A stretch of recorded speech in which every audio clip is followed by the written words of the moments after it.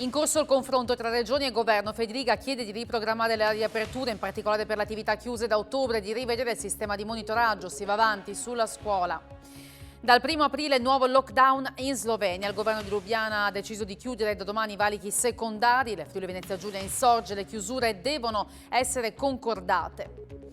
Nuovo record per l'occupazione delle terapie intensive Covid. In regione sono 86 ricoverati. Tutta la giunta comunale di Udine intanto sottoposta a tampone, municipio sanificato dopo la positività dell'assessore Cigolotte. Protesta degli albergatori del Friuli Venezia Giulia contro la possibilità di trascorrere le vacanze all'estero a fronte del divieto di spostarsi in Italia. Schneider parla di concorrenza sleale verso attività già in crisi.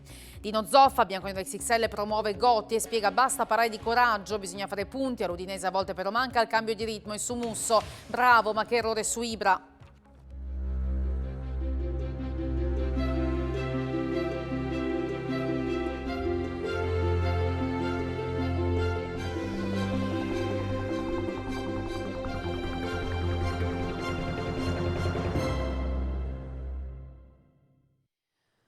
Buonasera da Telefriuli, ben trovati all'appuntamento serale con il nostro telegiornale. È in corso l'incontro Stato-Regioni alla presenza anche del Premier Mario Draghi, del Ministro Maria Stella Gelmini e del Governatore Massimiliano Fedriga, che ha presentato la necessità di prevedere le riaperture, in particolare per quelle categorie come le palestre che sono ormai chiuse da ottobre. Ci hanno detto che il sistema colori ha funzionato, ha spiegato Fedriga, e quindi confidiamo in regole definite sulla base dell'incidenza. Le palestre, ad esempio, potrebbero riaprire a lezioni individuali, sono settori chiusi da troppi mesi. E sulla scuola Fedriga ha confermato la volontà di riaperture, in particolare fino alle elementari, e poi c'è un attacco alla Slovenia sulle chiusure dei confini che dice devono essere concordate. Dopo la Pasqua la campanella tornerà a suonare in presenza, almeno per infanzia ed elementari. Il presidente della regione Massimiliano Fedriga, dopo la scelta, sofferta come ha ammesso, ora punta a riaprire alle lezioni in classe, viste le difficoltà a seguire la DAD in certe fasce di età. Come sapete, anche le scelte che ho fatto difficili di didattica a distanza in Friuli Venezia Giulia non avevano mai coinvolto i bambini più piccoli, perché capiamo che intanto la difficoltà dell'approccio con la didattica a distanza, un ragazzo delle superiori ha ovviamente un altro tipo di approccio alla didattica a distanza e anche una consapevolezza maggiore rispetto a un bambino delle elementari. Dall'altro lato è chiaro che i bambini più piccoli incidono moltissimo anche su tutta l'organizzazione familiare e lavorativa dei genitori. Quindi secondo me sulle elementari, le scuole materne è una cosa positiva che si possa riaprire in presenza. La Slovenia intanto ha deciso per il lockdown totale e in questo senso Fedriga non nasconde un certo fastidio per la decisione unilaterale di chiudere i confini secondari. Le scelte sono legittime, se sono concordate funzionano meglio, altrimenti rischiano di creare il caos. Purtroppo noi siamo un paese che non ha mai avuto una reazione, malgrado, ribadisco, Regione Friuli Venezia Giulia l'abbia segnalato più volte. Da noi si accetta sempre tutto e qualsiasi cosa da tutti. Invece penso che servono delle reazioni istituzionali importanti per cercare insomma di tutelare gli interessi dei cittadini di questo paese. È legittimo che un territorio tuteli i propri cittadini, anche se devo dire che tante volte ho visto territori con più contagi di noi si sono tutelate da noi, è un po' particolare, ma detto questo a me sorprende che il nostro paese non faccia altrettanto. Cioè noi dobbiamo tutelare, io l'ho fatto presente più volte e da mesi e mesi e mesi che l'ingresso da paesi con contagi alti dobbiamo controllarlo. Questa è competenza nazionale, più volte l'avevo detto anche al Ministro degli Esteri, lo avevo detto al Ministro della Salute, interventi concreti non ce ne sono stati. Dunque Fedriga si è riferito alle chiusure dei confini, in particolare con le misure che sono state decise dal governo di Lubiana per un nuovo lockdown dal 1 all'11 aprile che tra le diverse restrizioni impone anche la chiusura dei confini secondari che potranno essere valicati solo dai transfrontalieri che devono svolgere lavori forestali o agricoli. Saranno aperti con gli attuali orari i valichi principali, ma resta l'obbligo, se non vaccinati, di esibire un test negativo eseguito nei 7 giorni precedenti. Saranno però riconosciuti solo i tamponi effettuati in uno Stato membro dell'Unione Europea o in un'area Schengen. Per quanto riguarda il nuovo lockdown sloveno, si va dallo stop alle scuole di ogni ordine e grado alla chiusura delle attività non essenziali, passando per il divieto di ritrovo e circolazione tranne che per lavoro, salute o altre ragioni di emergenza. E la chiusura dei valichi non non è stata comunicata ai sindaci dei comuni transfrontalieri, che però devono capire come regolarsi e quindi hanno contattato direttamente i primi cittadini sloveni, come nel caso di Taipana. A essere maggiormente coinvolti i lavoratori isontini che operano appunto a cavallo dei confini. A farsi da interprete di questo disagio dal punto di vista organizzativo è il sindaco Rodolfo Ziberna. La chiusura inaspettata e non comunicata per tempo ai sindaci dei valichi tra Italia e Slovenia mette in difficoltà ancora una volta chi lavora a ridosso del confine, tra cui moltissimi cittadini goriziani. Abbiamo saputo che da parte slovena vengono adottate delle misure più restrittive sui confini per quanto riguarda il nostro territorio, 2 soli i confini aperti, mi riferisco a quello di Salcano e a quello di Vertoiba, ed entrambi sulla parte slovena saranno presidiati in modo importante. Cambiano anche alcune regole, in alcune circostanze non varrà più la validità appunto di 7 giorni dal tampone precedentemente fatto, ma solo di 48 ore. Questo sta creando grosse difficoltà e soprattutto ricordiamoci che per quanto riguarda Gorizia tantissime sono le famiglie che abitano da una parte e lavorano dall'altra parte del confine e viceversa. O ragazzi che in questo momento, certo le scuole sono chiuse per quanto riguarda la parte slovena, però sappiamo che a seconda dei periodi ci possono essere diverse scuole che possono essere aperte da una parte e chiuse dall'altro e si impedirebbe de facto l'ordinaria frequentazione. Rinnovo naturalmente l'appello ai governi, cioè l'appello affinché Roma e Lubiana si sentano in modo più efficace. C'è un'altra richiesta da parte del Friuli Venezia Giulia nella conferenza Stato-Regioni che è appunto in corso, ed è quella di rivedere il sistema di monitoraggio e il tracciamento dei contagi dai quali dipendono le restrizioni appunto per i diversi territori.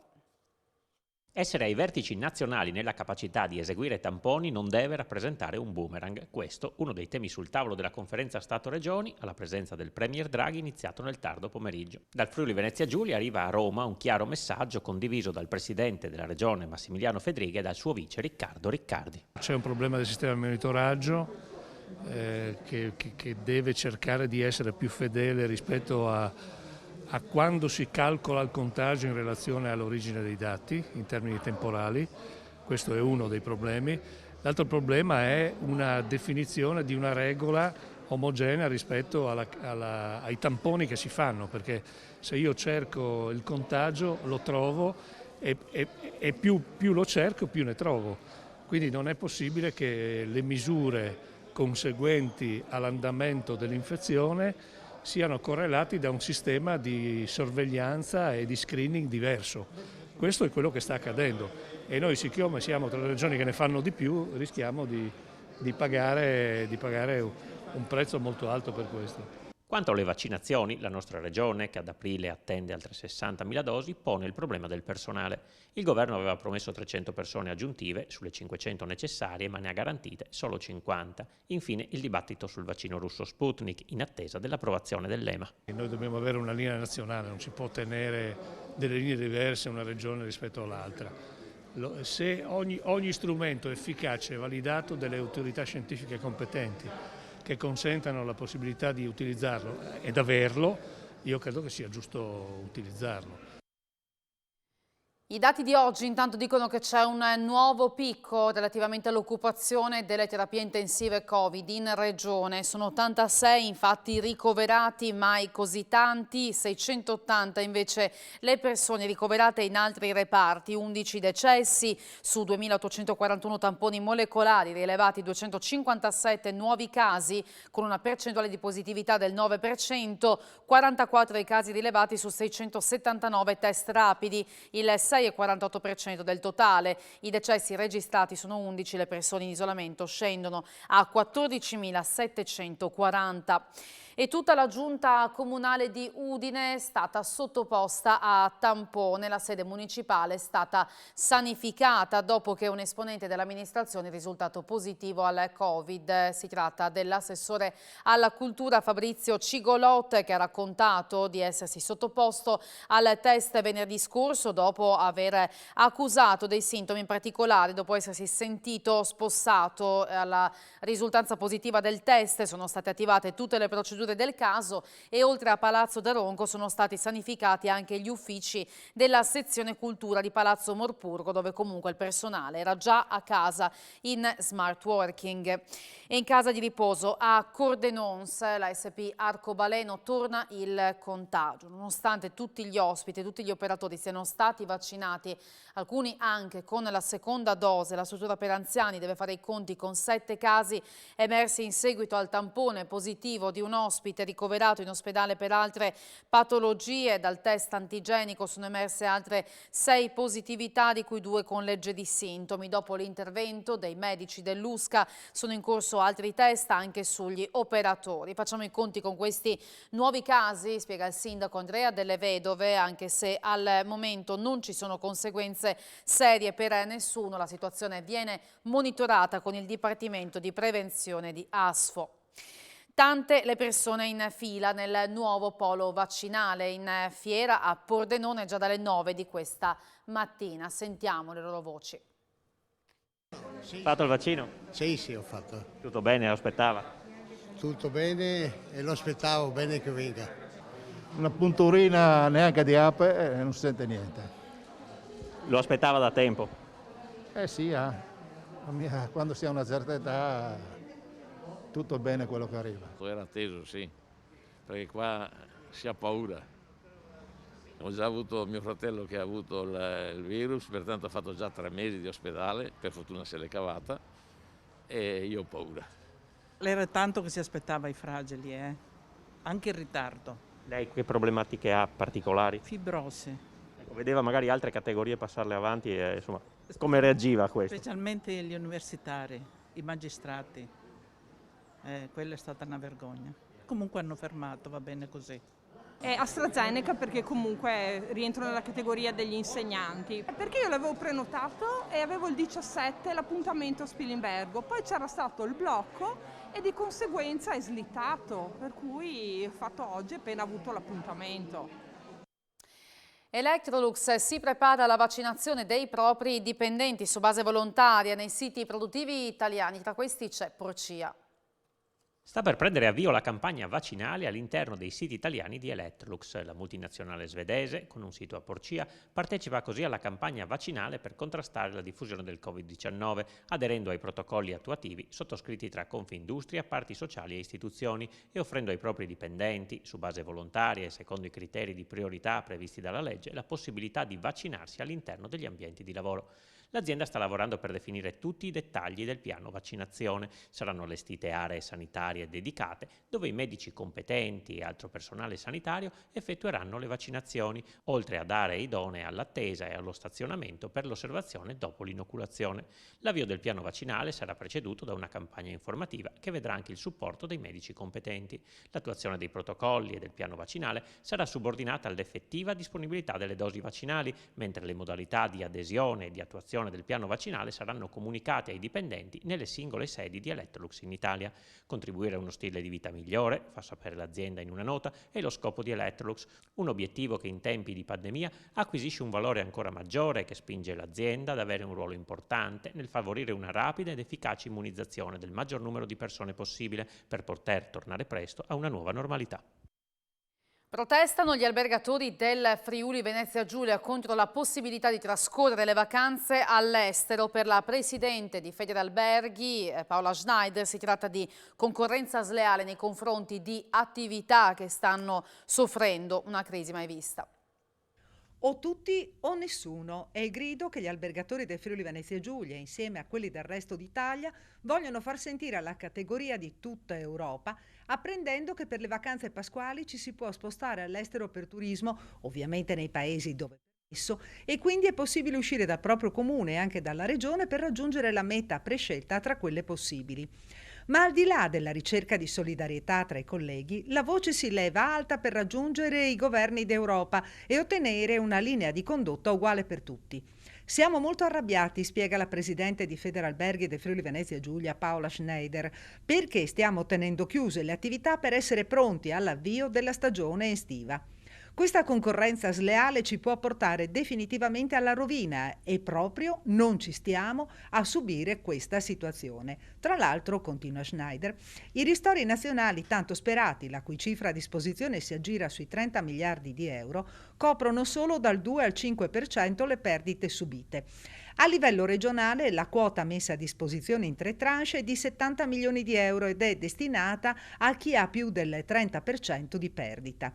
Se da un lato comprendiamo le difficoltà del governo a dare un minimo di aiuto alle numerose imprese di ogni dimensione, quello che più brucia, conclude Schneider, è l'atteggiamento di quanti decidono di portare all'estero soldi senza pensare alle condizioni in cui versano il nostro e altri settori a livello nazionale. Uno sci alpinista di 61 anni è morto questo pomeriggio colto da infarto sul Monte Florianca a Tarvisio. Era in compagnia della compagna che ha dato l'allarme dopo averlo visto accasciarsi sulla neve. Inutili i soccorsi. Sono intervenuti oltre alla Guardia di Finanza di Sella Nevea anche ai Vigili del Fuoco, il soccorso alpino di Cave del Predi. Si tratta di un noto chef di Tarvisio. E un operaio di 51 anni è stato trovato senza vita questa mattina all'interno di un alloggio di una ditta di Pavia di Udine. Colto da un malore fatale nella notte, è stato trovato dai colleghi che lo stavano chiamando per iniziare il turno. Inutili sono stati i soccorsi. Gestiva senza autorizzazione una discarica di rifiuti anche pericolosi a Capriva e per questo un imprenditore di un'azienda che opera nel settore delle escavazioni è stato denunciato. I militari del nucleo operativo ecologico di Udine hanno eseguito approfonditi controlli all'interno di un'azienda di Capriva del Friuli che opera nel settore delle escavazioni, demolizioni edili e silvicoltura. Hanno appurato che su un'area di circa 6.000 metri quadrati erano stati stoccati 9.000 metri cubi di rifiuti sia pericolosi che non pericolosi. Il materiale deriva per lo più da demolizione, come ha dimostrato la presenza di un cumulo di circa 8.000 metri cubi di macerie e in parte minore da legno e da imballaggi misti di carta e plastica. Rinvenuti poi rifiuti pericolosi come oli esausti, apparecchiature elettroniche dismesse e anche un'autovettura demolita. L'azienda era priva di qualsiasi autorizzazione di carattere ambientale per la gestione dei rifiuti. Di fatto, quindi, si tratta di una discarica abusiva. È stato posto sotto sequestro l'intero compendio aziendale, compresi i rifiuti stoccati abusivamente e i 6 mezzi da lavoro utilizzati per la loro movimentazione. Denunciato in stato di libertà alla Procura della Repubblica di Gorizia il titolare dell'azienda, che adesso sarà chiamato al corretto smaltimento dei rifiuti, al ripristino dello stato dei luoghi e alla regolarizzazione dal punto di vista autorizzativo. È stato preso uno dei componenti della cosiddetta banda della ruspa che la scorsa settimana ha preso di mira 2 distributori di benzina tra San Giovanni Natisone e Martignacco, un bar e un negozio a Maiano e il market Eurospin di Capriva. È un cittadino romeno di 25 anni, arrestato dopo un inseguimento dai carabinieri del Norm di Gorizia. Pregiudicato, da poco uscito dal carcere, si è schiantato sul Garley in località Poggio Terza Armata. Si cercano ancora i suoi complici che sono riusciti a fuggire nelle campagne.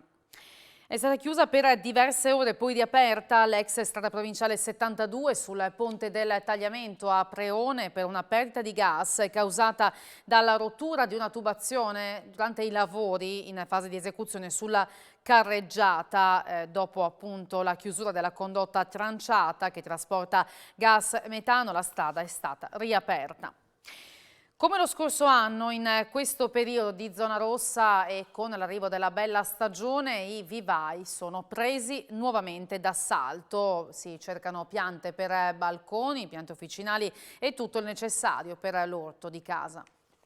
Il ritorno del bel tempo e il perdurare della zona rossa hanno portato un po' tutti a riordinare gli spazi verdi di casa, chi su un semplice balcone e chi in giardino. Nonostante la zona rossa, devo dire che c'è comunque un certo movimento. Per fortuna noi abbiamo spazi molto estesi per cui le persone possono girare nel vivaio, che è di 4 ettari, senza diciamo, eccessiva vicinanza, no? Per cui insomma sì, cerchiamo di fare rispettando tutte le norme in sicurezza, perché il benessere è la nostra priorità, visto che coltiviamo anche queste piante che in qualche modo vanno incontro al benessere. Sono piante anche di poche pretese e per esempio i gerani, pelargoni botanicamente, sono delle piante molto ricche di oli essenziali che ci danno, annusandoli, una sensazione di benessere, di tranquillità che poche altre piante riescono a darci. Difatti, se voi guardate, in moltissime profumazioni, moltissimi anche medicinali, troviamo sempre il geraniolo. Ci sono tante erbe che possiamo inserire nelle nostre insalate di verdure fresche e che sono molto ricche di minerali, di sali minerali e di vitamine. Qui vi ho portato ad esempio della rucola silvestre, questa qua è la spontanea, così come l'erba cipollina, così come anche adesso proprio la sua stagione l'aglio orsino, che danno sminuzzati un profumo particolare alle nostre pietanze, oppure anche questa che è una pimpinella, viene chiamata anche erba noce, che anche lei appunto ha questo sapore, rinfresca e dà una nota primaverile ai nostri piatti. C'è un altro trend originato dall'emergenza Covid, l'aumento di peso. Relativamente a questo c'è una sfida lanciata dal corso di laurea in scienze motorie dell'Università di Udine. Una persona su 2 è in sovrappeso, il 47% degli adulti ha chili di troppo e di questi il 10% è obeso. Parte dall'analisi di questi dati il progetto coordinato dal gruppo di ricerca del corso di laurea in scienze motorie del Dipartimento di Area Medica dell'Università di Udine e rivolto a persone di età compresa tra i 18 e i 50 anni. Run for Health è il nome del progetto, per partecipare al quale sono indispensabili alcuni requisiti come l'indice di massa corporea superiore a 30, calcolato dividendo il peso per il quadrato dell'altezza, essere mediamente attivi dal punto di vista fisico, esenti da gravi patologie cardiache, metaboliche, polmonari ed osteoarticolari e avere voglia di affrontare una sfida in nome della propria salute per 12 settimane. Il programma è studiato per dare risposta a uno dei trend scatenati dalle restrizioni dovute all'emergenza sanitaria in corso. L'isolamento, la noia e la riduzione del tempo dedicato all'attività motoria hanno contribuito all'aumento di peso durante la pandemia da Covid-19, soprattutto nei periodi di lockdown. I partecipanti saranno sottoposti a test fisici iniziali non invasivi che saranno ripetuti al termine dei 3 mesi a conclusione del percorso di riduzione ponderale. A completare il percorso gratuito ai partecipanti saranno dati anche preziosi consigli alimentari imprescindibili per un'effettiva e duratura riuscita della sfida. In occasione dell'imminente Fieste de Patrie dal Friul, questa mattina l'assessore regionale Zilli e il sindaco di Udine Fontanini sono saliti sul colle per ricordare l'anniversario di sabato 3 aprile. Per l'occasione sarà issato sul castello il vessillo con l'aquila dorata. La Fieste delle Patrie dal Friul sarà dedicato uno speciale di Telefriuli in onda sabato 3 aprile alle 20:30. Osin sulle placiale dalle Cistielle di Udine, il centro di furlanità. E con noi le bandiere furlane, le bandiere con le aquile, una delle bandiere più antiche del mondo, è il simbolo del nostro Friul. Sì, il Friul che festeggia la sue feste, sabato 3 di aprile. Non si inchippa a ricordarlo per ringraziare tutti i furlans a Torpalmonte in Friul per tutta la tenacia e l'impegno che stanno mettendo in questo momento difficile. È un spirito di comunità che il nos guida, perché non da nostre ledrisi che hanno anche la forza per domani. Forza Friul, buone feste! Buone feste Friul! Le aziende interessate hanno tempo fino alla fine di questa settimana per aderire a Superbonus 110% Digital Event, evento digitale promosso e organizzato da Udine Gorizia Fiere da giovedì 15 a sabato 17 aprile come anteprima delle edizioni di Casa Moderna che si terrà dal 2 al 10 ottobre. Al centro dell'iniziativa ci sono le misure di incentivazione introdotte dal decreto legge rilancio del 19 maggio 2020 che puntano a rendere più efficienti e più sicure le abitazioni. Udine Gorizia Fiere ha pensato questo evento rivolto sia alle aziende e ai professionisti del settore sia ai visitatori digitali dell'iniziativa, ovvero tutti i potenziali fruitori della detrazione fiscale. Di fatto questa particolare anteprima di Casa Moderna dà alle imprese la possibilità di entrare in contatto diretto con numerosi potenziali clienti. L'evento digitale creato dalla fiera si muove all'interno di un sito dedicato Fiera Superbonus 110.casamoderna.it che consente gratuitamente al visitatore registrato di muoversi all'interno delle diverse voci di interesse, conoscere e fare domande alle aziende i cui prodotti e servizi rientrano nei benefici fiscali, ai professionisti che spiegheranno gli aspetti tecnici e di fattibilità e all'istituto di cessione del credito per approfondire gli aspetti finanziari. Il visitatore potrà scegliere nell'orario di svolgimento dell'evento dalle 10 alle 18 di contattare l'espositore tramite catalogo, chattando con lui in diretta solo durante i giorni dell'evento, oppure fissare un appuntamento. E sono inoltre in programma webinar e incontri one-to-one.